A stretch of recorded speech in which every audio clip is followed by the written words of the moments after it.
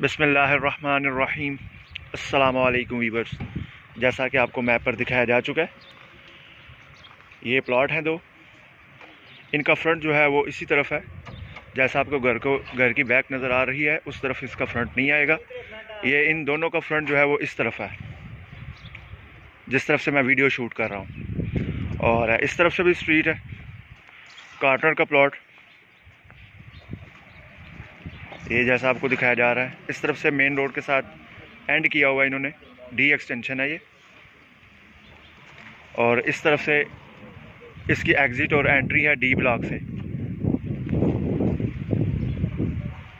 और पार्क भी बिल्कुल करीब तरीन है।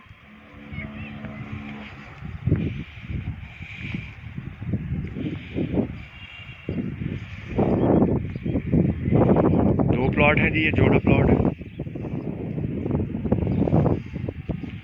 इस तरफ से अली ब्लॉक है, बिल्कुल करीब तरीन।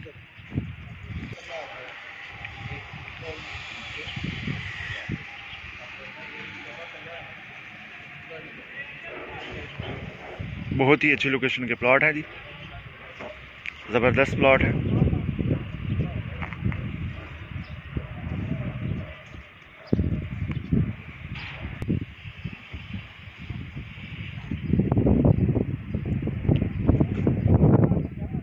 वीडियो पसंद आई तो लाइक कीजिएगा, शेयर कीजिएगा, चैनल को सब्सक्राइब कीजिएगा।